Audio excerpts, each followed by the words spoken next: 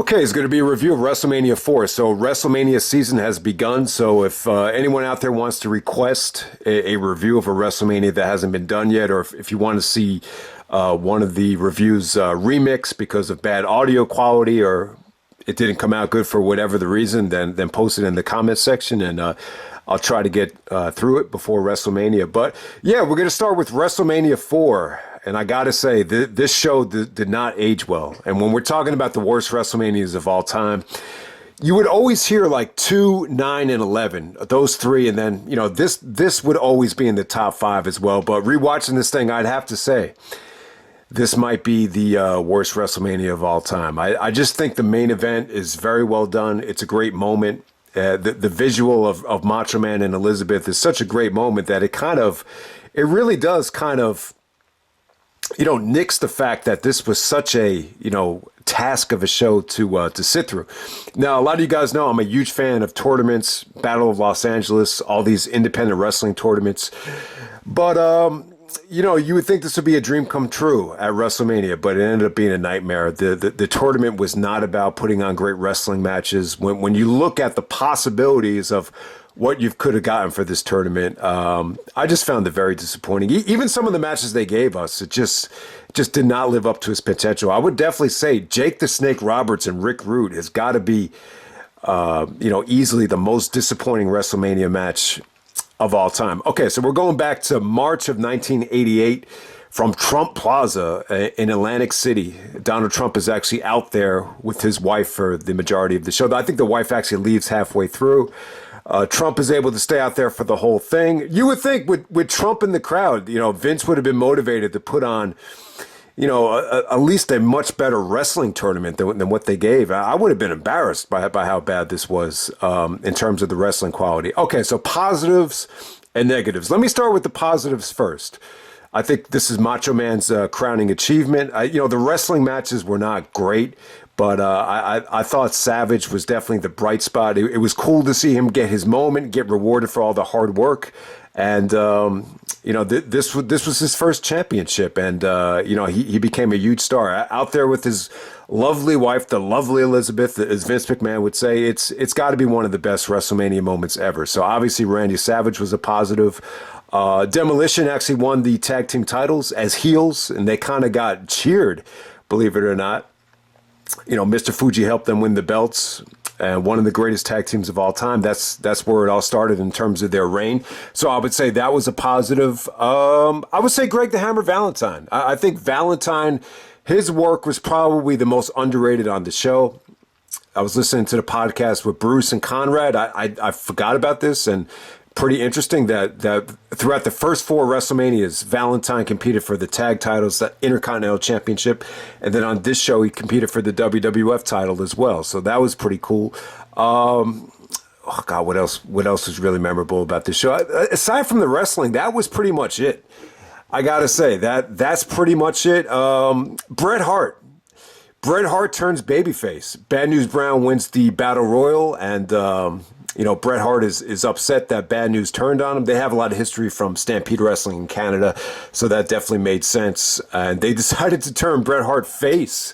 According to Bret, he said that he was getting more fan mail than Hogan as a heel, which you find it hard to believe. But I could actually see that because Bret definitely had like a cool factor even back then. So I'll give him the benefit of the doubt on that. But yeah, that's one of the best decisions in the history of the company to turn Bret Hart babyface, and you know that's kind of where it all started. So that, you know, the Battle Royal wasn't good, but you know, the Bret babyface turn was memorable, and obviously it's an all-time great decision that the company made because Bret Hart is, you know, the ideal babyface, and in my opinion he's the greatest of all time. I agree with CM Punk there. So okay, and the other positive thing on the show is Mr. Baseball, Bob Uecker. I thought he was great, man. So he was like the play-by-play guy for the Cincinnati Reds.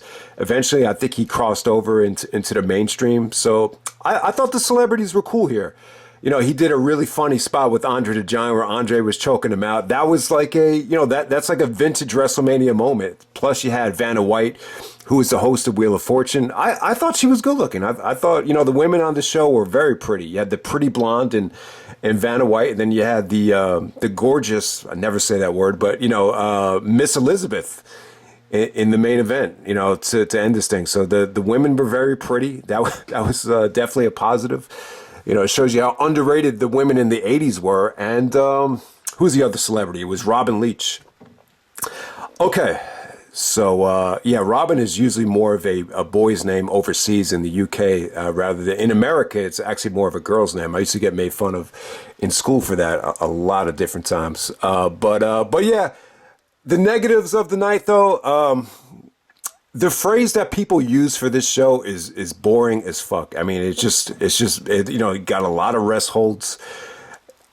I had no idea that boring chants ever existed in 1988, but Jake and Rick Rude got a boring chant in 1988. I mean, that had to be a hell of a boring match to get the chants at that time. I mean, it was just, I don't know. It just, they just put you to sleep. It was just very slow paced. It just didn't deliver. Neither guy won the match. Ted DiBiase ended up getting a bye and was able to get all the way to the finals. Without even wrestling that many matches. I thought DiBiase stuff was pretty average. I really can't say it was anything to write home about. Valentine stuff is the most underrated of the night. The match against Steam, it's disappointing because he wrestled Steamboat. You would expect, Steamboat to put on, something special here. It's the most disappointing thing of the whole show is that it looked like you were going to get Steamboat and Savage in the second round, and you did not get that. So Steamboat actually got eliminated after Valentine countered his crossbody. So Valentine actually pinned Steamboat. The way Steamboat left the ring, too, with him waving to the fans with the child and everything, it came off kind of corny. And Trump's facial reaction was like he didn't know what to make of it. So that was pretty... it was just, that was it for Steamboat. It was just pretty disappointing that you didn't get to see Steamboat versus Savage. Ultimate Warrior and Hercules. This was like a special attraction. This felt like more of a commercial for HGH or steroids. I mean, it really did. I mean, Warrior just did not look good. He didn't connect with the fans. This was kind of more of the Dingo Warrior version of the Ultimate Warrior. And like even Trump and his executives at ringside were like, they were like laughing at some of the things Warrior was doing, swinging the Hercules' chain. And it's funny. Warrior, just a lot of work needed to be done. It's an incredible jump that Warrior made from WrestleMania IV to WrestleMania VI. So he definitely did get a lot better since this match. I would definitely say this was definitely, I would say, the worst Warrior match I think I've seen. It was just a little bit. It was like 4 minutes and 29 seconds too long. That's the best way to put it. Okay, so what else here was really bad to talk about? That's pretty much all I'm going to say. I know, watching, if you watch the show as a kid, I could see it having a lot of sentimental value. I am a big fan of the roster. I still think there was a lot of talent that didn't even get to make it on the show. You still had really, really good tag teams. A lot of the guys in the tournament just didn't get a chance to showcase what they can do. So I could completely understand if a lot of you guys that grew up as kids watching the show still kind of hold it in a special place in your heart. But it just, I don't know, man. It just doesn't hold up. Like I said, lots of rest holds, lots of bad finishes, and it just was never about the wrestling. It's just wrestling just took a back burner here, and I would definitely say probably, a lot of the promotion was on Hogan and Andre. This was a rematch from Saturday night's main event. I believe it was actually it was a quarterfinal tournament match. And it did not live up to WrestleMania 3. I would actually say it's the weakest match they had. It ended up being a double disqualification because DiBiase was out there with the chair, and then he kind of baited Hogan into using the chair, so the ref just called for a double DQ. Hogan did body slam Andre the Giant, but it just came off cheesy and corny with, Hogan gets eliminated from the tournament, but then he poses for like 5 minutes. And even Jesse the Body Ventura is like, he's clowning on Hogan for posing after, not advancing. It just, what, I would have been against it. I think it was a mistake because if Hogan was going to come out in the main event, I think that was going to satisfy all the fans anyway. You didn't have to, do the oversaturation of posing in the middle of the show. It just came off kind of weird. But you know what? I'll end the review on a positive note. I think the main event is good.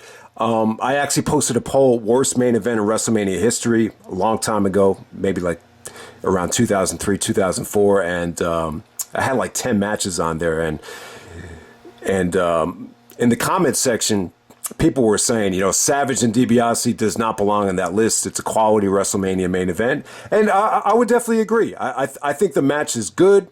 It's a little bit on the short side, but it does deliver, though. It does deliver in its own way. I would definitely say it's a lot better than the when you evaluate some of the main events that happened in the first 10 WrestleManias. It's at least better than I think half of those. And they actually did some creative stuff here. Elizabeth actually went to the back after Andre was interfering. So Hogan comes out. Hogan's in Savage's corner. So Savage actually misses the elbow drop, really added a lot of drama. DiBiase locks on the $1 Million Dream. Andre's trying to pull the rope away. Then the referee gets all up in his face. And Hogan clocks DiBiase with the chair. Macho Man does the elbow drop, wins the championship. Him and Hogan celebrate.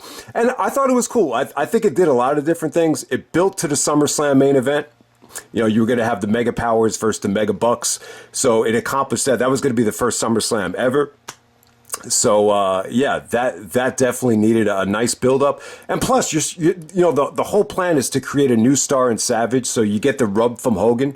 So I'm actually cool with Hogan, giving the assist to Savage, them shaking hands, and Savage hoisting Elizabeth up over his shoulder. It's definitely a great moment, and Hogan was so over to the fact where if you're associated with Hogan, like you're going to become a star no matter what. And Savage was more than able to hold his own. CM Punk even said, looking back on it, Savage was the man at this time. And the WrestleMania V main event was so well built that if it wasn't for WrestleMania 4, it wouldn't have been as effective. So this is, strategic long-term booking here. So that's what really saves the show, in my opinion. So I know my brother has said in the past that he hated the fact that Hogan was out there, but I think he needed Hogan out there. I really think he did. He was champion for 4 years. You kind of want to see the passing of the torch, so to say. So, Savage and DiBiase, they probably had better matches that had gotten more time. But I will say this. I'll end the video like this. So this actually competed with Clash of Champions because you had that whole Starrcade controversy where Vince didn't want Crockett on pay-per-view or whatever. That at this time you were still able to watch the show closed circuit, I believe. But yeah, went head to head with Clash of Champions. Clash of Champions did a huge rating. That's the night where Sting became a star. Randy Savage became a star. I would definitely say, the Sting and Flair match is a lot better than anything on this show. I would even say that,